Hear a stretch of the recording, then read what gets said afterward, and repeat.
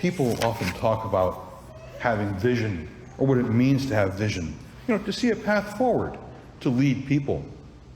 Some people talk about seeing their way clear, like to find a solution to something, or find a way out of a jam. Some people talk about being good judges of character, being able to size things up, being able to look around and read the room, to see what others can't see. But something's missing. Because you don't see people the way God does. You and I, we're often prone to prejudge people, come to conclusions about them, their limitations, what they know or what we think they know, where they're from, where they worship, the color of their skin, what they do for a living, or where they went to school. We're kind of looking to see if they belong. God doesn't do that. Think about our first reading today from the first book of Samuel. Samuel's looking for a king for Israel again. And he is out and he comes to a family with many sons. He sees Eliab, the strong, handsome one. Samuel's thinking, anoint him? Sure, this must be the one.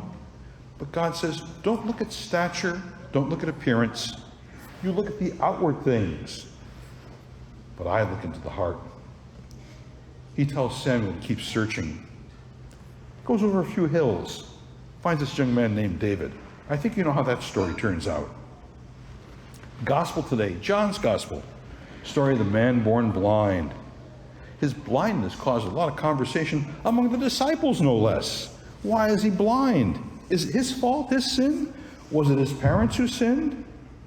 Jesus said to him, no, it is not that at all. His blindness is a way for God's glory to be made manifest to all.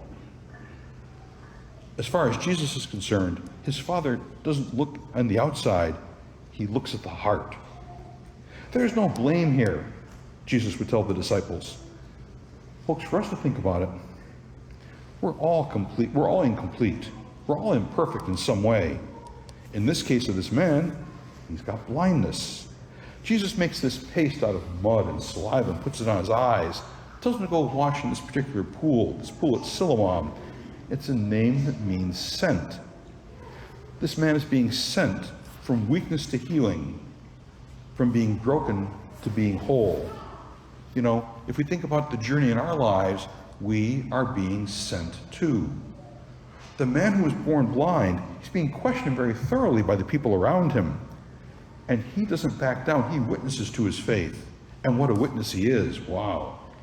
All that he says, all that he says and how he responds. Maybe we think, where's he getting this from?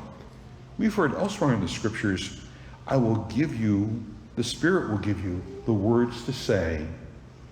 This man who most folks thought was weak, blind man by the side of the road, faith opened his eyes. And truly he is strong. As we often read in Paul's letters, God uses weakness to work through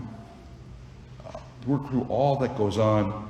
It is through weakness that we show strength, and it shows the glory of God. The Lord had other plans for the man born blind. In the midst of weakness, strength and faith are displayed. Everyone can be part of God's sharing and saving work. You and I are called to put aside what we see, that is, how we might push people aside, to exclude them, diminish their gifts, tell them they can't participate, they can't share in our lives, or our neighborhoods, or our parishes, or our schools, or our work. Everyone is called to be part of God's kingdom, in heaven and on earth. And you and I bring our weaknesses to God.